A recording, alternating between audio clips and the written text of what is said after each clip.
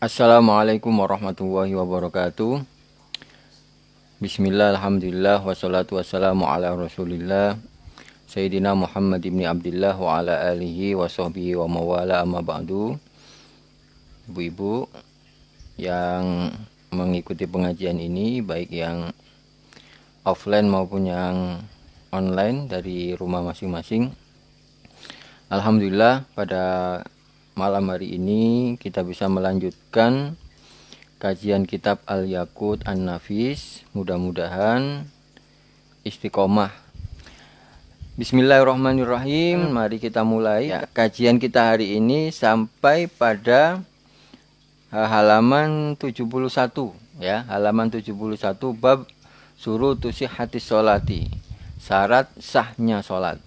Yang kemarin sebelum rukun sholat kita membahas syarat wajib sholat. Apa bedanya syarat wajib dengan syarat sah? Nah, syarat wajib itu adalah sesuatu yang mewajibkan kita untuk sholat. Ya, yakni ada 6 kemarin. Yang pertama Islam, balik, berakal, suci dari haid dan nifas. Kemudian sampainya dakwah. Kemudian normalnya panca indera, atau paling tidak panca indera kita bisa memberikan pesan bahwa sudah sampai waktu sholat. Ada beberapa keringanan bagi penyandang disabilitas tertentu yang kalau tidak ada partner, tidak ada temannya di rumah, nah itu gugur dari kewajiban sholat. Nah itu disebut syarat wajib. Nah hari ini syarat sahnya sholat. Bismillahirrahmanirrahim. Syurutu sihhatis sholati. Sekarang syarat sahnya sholat.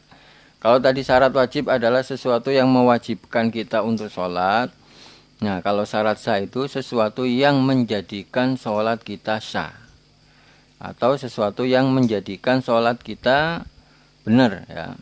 Nah kalau tidak memenuhi syarat sahnya ini, meskipun kita melaksanakan sholat tapi tidak dihitung sebagai sholat yang sah, sehingga kita masih berhutang ya, kita masih punya tanggungan sholat. Apa saja syaratnya sholat itu? Syurutu sihhatis sholati khamsata asyara. Syarat sahnya sholat itu ada 15. Apa saja? Yang pertama al-islamu, Islam. Islam ini menjadi syarat sah sekaligus syarat wajib. Artinya kalau sudah Islam kemudian tidak Islam lagi, murtad, maka sholatnya tidak akan sah. Kemudian yang kedua at-tamyizu, tamyiz. Tamyiz itu sudah bisa membedakan yang baik dan yang buruk. Tamyiz ini levelnya di bawah mukallaf ya. Kalau mukallaf itu sudah wajib, sudah dibebani kewajiban-kewajiban agama. Tapi kalau tamyiz ini anak-anak yang sudah bisa membedakan baik dan buruk, sudah bisa diminta untuk belanja ya dengan harga yang sudah tahu ya, sudah paten, disuruh belanja, sudah ngerti duit ya, sudah ngerti kembalian. Nah itu meskipun belum balik, itu tetap disebut sebagai tamyiz sehingga sholatnya sah. Itu ya. Jadi ini perbedaan antara tamyiz dengan mukallaf. Kalau mukallaf itu sudah wajib, tapi kalau tamyiz itu sudah cukup sah melaksanakan sebuah amal ibadah, meskipun dia belum wajib ya. Contohnya anak-anak tadi. Wa tamyizu tamyiz. Kemudian berikutnya wa dukhulul waqti. Yang kemudian berikutnya adalah masuknya waktu. Ya. Sekarang bulan Januari sampai sekitar pertengahan Maret nanti, itu waktu sholat berangsur-angsur agak sedikit lama ya. Subuhnya itu agak sedikit lambat. Tapi nanti dari Maret ke terus lagi itu waktunya maju, lebih maju lagi ya, sampai sebelum jam 4 pun sudah subuh. Ini untuk wilayah Jakarta dan sekitarnya. Kalau di wilayah Jawa Timur, meskipun sama-sama waktu Indonesia Barat, bedanya bisa sampai 22 menit sampai 30 menit ya. Nah, ini artinya kalau ada ketentuan wadukhulul waktu, kita harus mengetahui waktunya.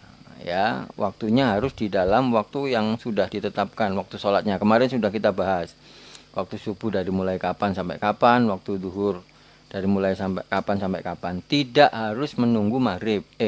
Tidak harus menunggu adzan. Kalau sudah masuk waktunya, nah itu sudah kita sudah bisa melaksanakan sholat. Adzan itu bukan penanda waktu sholat. Penanda waktu sholat posisi bumi terhadap matahari. Atau kalau sekarang sudah ada kalender. Adzan itu mengajak kita untuk melaksanakan sholat berjamaah. Ya, jadi nggak harus menunggu adzan. Kalau misalnya keburu-buru, tapi lebih baik menunggu adzan sehingga kita bisa melaksanakan sholat berjamaah. Jadi syarat sahnya sholat yang ketiga duhulul waqti. Kemudian yang kedua wal ilmu bi fardiyatiha.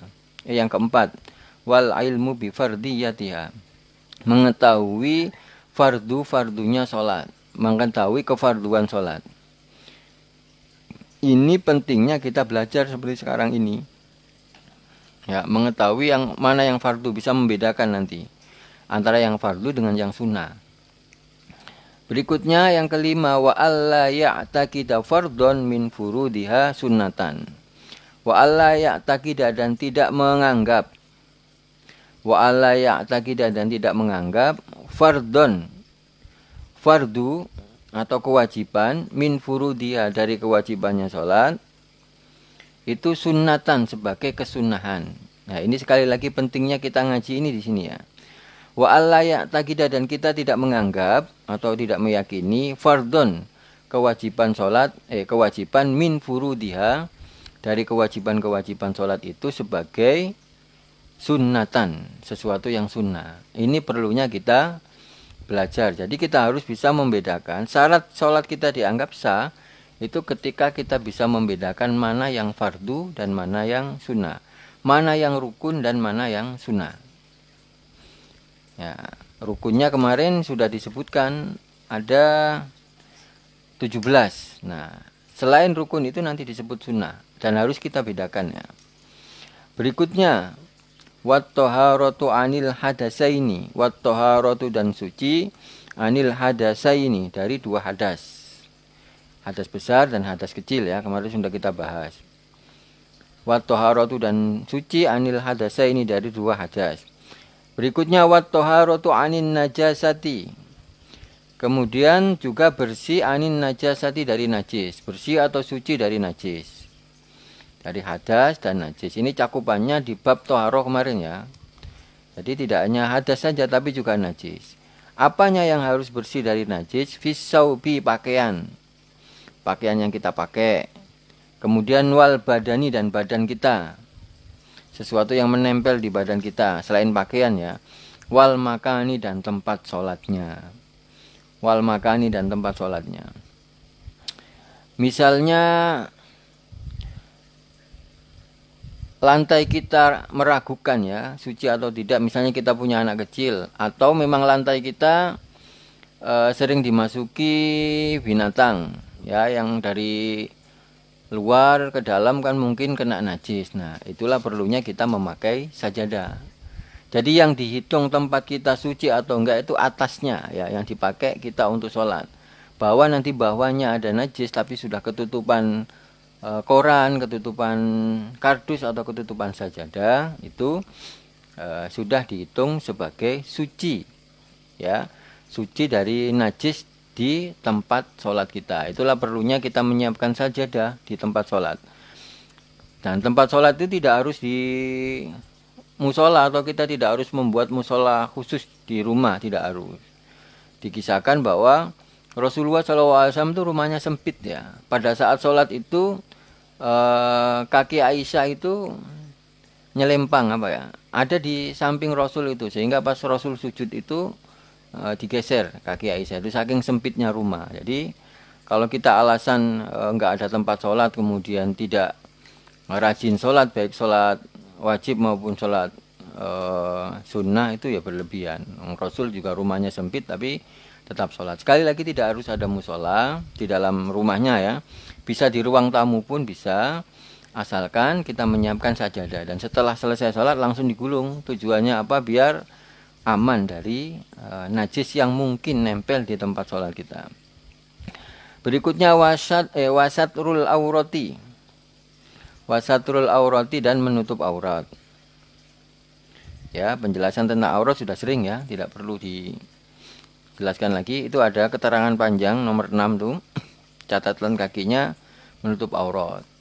Untuk laki-laki baina surah waruba, ya, antara pusar dan dengkul. Nah, untuk perempuan semua anggota badan kecuali muka dan telapak tangan.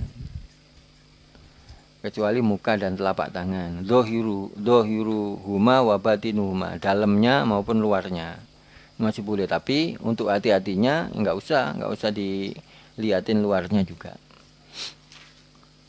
Ya. Jadi yang untuk laki-laki batasnya baina surah waruba, antara dengkul dan pusar. Nah, pertanyaannya, kalau kita sholat dengan memakai sarung saja yang pusarnya ketutupan, apa boleh? Boleh. Secara fikih boleh, tapi secara etika nggak boleh. Secara etika nggak boleh. Dan kita beragama itu tidak hanya menjalankan fikih saja, tapi juga kita menjalankan akhlaknya. Kita ketemu orang aja, itu pakai pakaian yang paling bagus ya. Pakai pakaian yang paling bagus, maka kita ketemu Allah juga pakaiannya juga harus bagus, harus suci, dan pakaiannya harus bagus. Jangan kalau mau bepergian pakaiannya bagus banget, kalau mau sholat ya orot-orot ya, mukenahnya aja jarang dicuci misalnya. Nah, ini adalah etika, dan kita beragama itu tidak hanya menjalankan fikih saja, tapi etika. Tapi kenapa batas aurat untuk laki-laki dibikin seperti itu? Itu adalah dibikin minimalis dalam kondisi tertentu, pada saat ada orang tertentu nggak punya pakaian, atau dalam kondisi tertentu sholat dengan keadaan seperti itu pun sah, gitu ya. Ini bercerita tentang syarat sah. Berikutnya wastiqbalul kiblati, menghadap kiblat. Menghadap kiblat. Di rumahnya jangan lupa diukur ya. Di rumahnya jangan lupa diukur arah kiblatnya. Kita sekarang sudah punya handphone ya. Kalau di daerah Jawa Barat, terutama sekitar Jakarta ya, sampai Bogor sana, Bandung, itu kisarannya cuman 295 azimutnya. Jadi kan ada kompas nih. Kompas ini kalau di handphone itu kan langsung menunjuk arah 200, langsung azimut ya. 295 itu dihitung dari atas itu utara ke timur itu kan 90 sampai 180 lurus. Kemudian ditambah lagi 270. Nah, kiblat itu 270 itu kan barat. Kiblat itu kalau dari Jakarta dan sekitarnya itu dari barat belok sedikit 25 derajat. Jadi azimutnya nanti kalau dilihat di handphone, di kompas handphone itu 295. Kalau di daerah Jawa Timur sana sekitaran 294. Ya, kalau di pojok sana Aceh di atas, yang notabene tidak terlalu serong dari Mekah, itu sekitar 292 derajat. Nah, diukur sekarang tidak ada alasan untuk tidak mengukur arah kiblat, terutama di rumah ya. Karena kalau di musola biasanya sudah diukur dan agak miring-miring gitu ya. Nah, kalau di rumah diusahakan diukur ya arah kiblatnya, karena syarat sholatnya adalah istiqbalul kiblat, menghadap kiblat. Menghadap kiblat itu pun dibatasi fi ghairi nafilatis safaril mubahi. Fi ghairi nafilatin, selain di dalam selain sholat sunnah. Fi ghairi nafilatis safari ya, nyambung. Di dalam selain sholat sunat dalam bepergian. Di dalam selain sholat sunat dalam bepergian, al-mubahi, yang diperbolehkan. Jadi kalau kita sedang bepergian, lagi camping atau lagi pulang kampung, ya, kalau kita mau melaksanakan sholat sunnah tanpa menghadap kiblat pun boleh. Atau kalau mau lebih sempurna, pas takbirnya aja menghadap kiblat. Dulu di masa Nabi, para sahabat pun sholat di atas kuda, ya, tapi sholat sunnah. Nah, kita juga bisa. Nah, tapi kalau sholat wajib, ya kita sholatnya menghadap kiblatnya harus sempurna. Sudah ada ketentuan tentang sholat jamak dan qashar. Ya, ada sholat jamak dan qashar. Nah, nanti insya Allah ada penjelasannya lebih detail. Kita akan bahas sholat jamak dan qashar. Kecuali lagi wa sholati siddatil khaufi, sholat dalam keadaan sangat takut. Sholat siddah itu sangat, al khaufi takut. Sholat dalam keadaan sangat takut itu boleh bergeser dikit dari arah kiblat, misalnya lagi perang atau lagi dihadapkan musuh ya.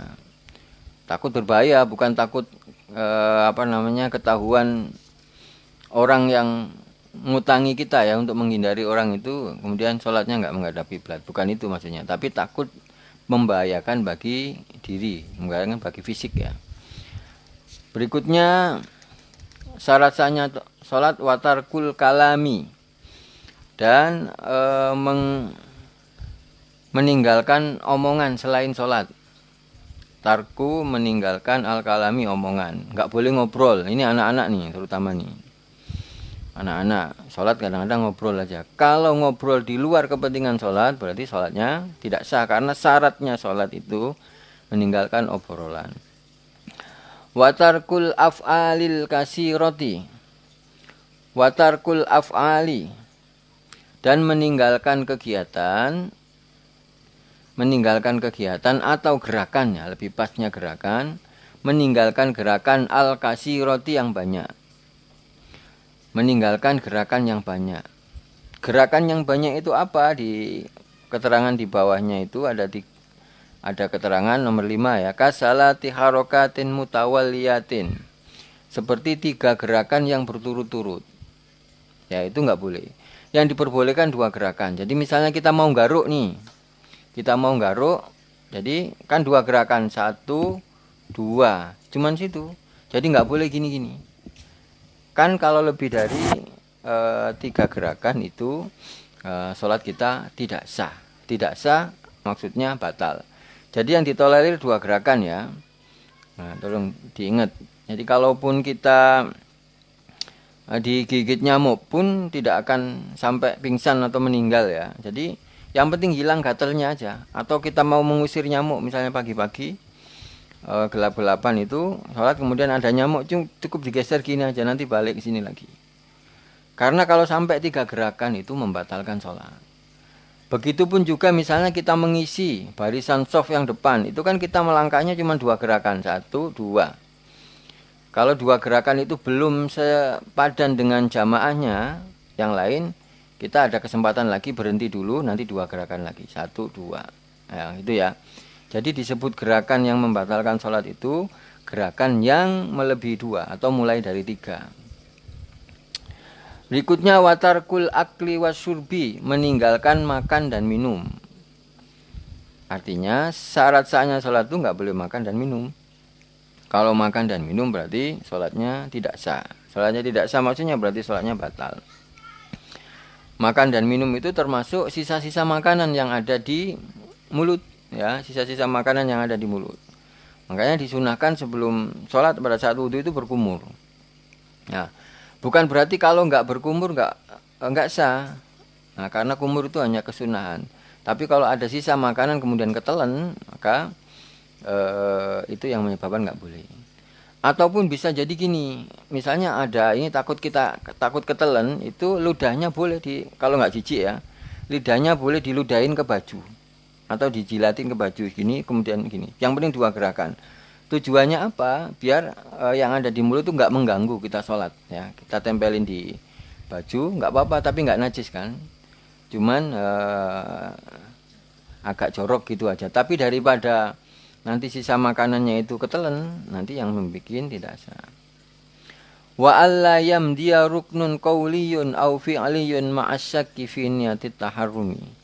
Wa allayam dia, dan tidak kelewatan, tidak ketinggalan. Wa ayam dia, dan tidak ketinggalan ruknun qauliyun. Rukun qauli itu rukun yang berupa ucapan.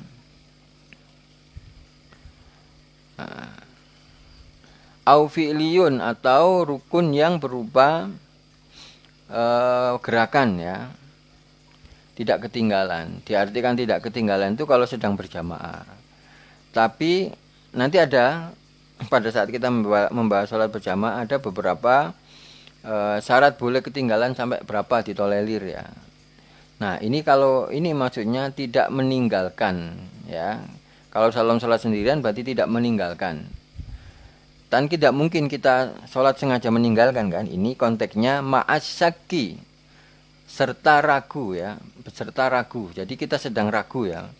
Fi niyatit taharrumi, di dalam atau setelah kita niat takbiratul ihram. Maksudnya di dalam sholat. Fi niyatit taharrumi, di dalam niat takbiratul ihram. Atau di bawah itu keterangannya nomor 7, au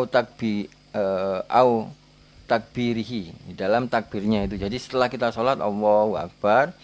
Nah di dalam sholat itu kita nggak boleh ragu, saya tadi udah ruku belum ya, saya tadi udah membaca Fatihah belum ya. Mungkin nggak kita lupa membaca Fatihah atau belum? Mungkin pada saat kita melamun ya, sholat sendirian itu tiba-tiba misalnya setelah Allahu Akbar langsung membaca surat setelah Fatihah. Nah kita nggak boleh ya di dalam sholat itu ragu kita meninggalkan rukun berupa ucapan ataupun perbuatan. Ya, ragu. Tapi kalau ragu itu segera ingat, oh ya saya tadi udah membaca Fatihah. Oh tadi saya udah ruku, berarti keraguan itu dihilangkan. Ini ada keterangannya. Au yatu lazamanusaki, atau panjang atau cukup lama masa ragunya. Atau lama masa ragunya. Tola itu panjang atau lama. Zamanusaki, masa ragunya. Jadi kalau ragunya sebentar itu ya nggak apa-apa. Tapi kalau ragunya lama sampai, ini ada keterangan di bawah nomor 8, biaya sauruknan. Ragunya itu sampai kira-kira ngelamunnya kita itu sampai 1 rukun ya. 1 rukun. Jadi kayak kita mau rukuk itu, jadi ragu, ini saya tadi belum Fatihah apa belum ya. Tapi kalau segera cepat, oh tadi saya udah ngomong waladolin tadi.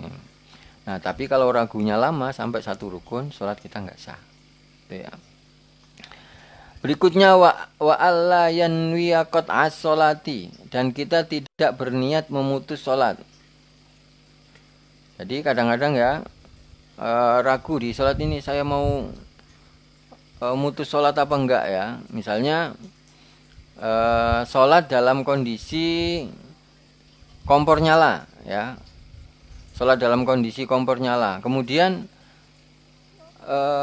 bau, misalnya bau ini ya, bau masakan gosong gitu. Kemudian kita terbesit di dalam hati, saya batalin lah. Nah kalau terbesit di itu, otomatis sholat kita batal. Meskipun nggak jadi membatalkan ya.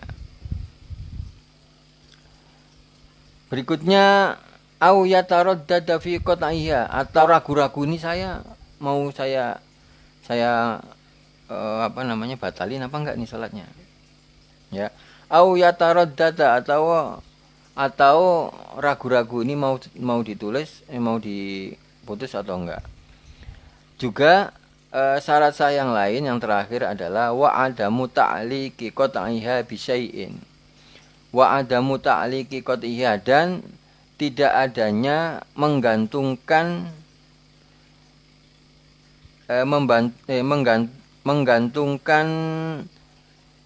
membatalkan sholat karena sesuatu. Wa adamu ta'liqi qat'iyha bi syai'in, tiadanya menggantungkan membatalkan sholat karena sesuatu. Ya, jadi sholat itu nggak boleh misalnya gini.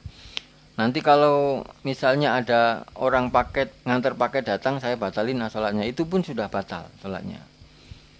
Padahal misalnya kita Allahu Akbar, kita ingat, wah habis ini ada kiriman baju nih. Nanti kalau sudah ada ada niat di dalam hati, kalau misalnya ada bunyi paket itu, terus kita berniat untuk memutus sholat, itu sudah otomatis sholat kita batal. Maka dari kemarin diingatkan bahwa pada saat sholat itu dipastikan kita tidak sedang memikirkan sesuatu ya. Kita tidak sedang terbebani dengan sesuatu yang mungkin mengganggu jalannya sholat kita. Ya, jadi syarat sahnya sholat ada 15. Wallahu a'lam bishawab, mudah-mudahan bermanfaat dan yang penting istiqomah ya, meskipun sedikit-sedikit. Wal muwaffiq ila aqwamit thoriq. Wassalamualaikum warahmatullahi wabarakatuh.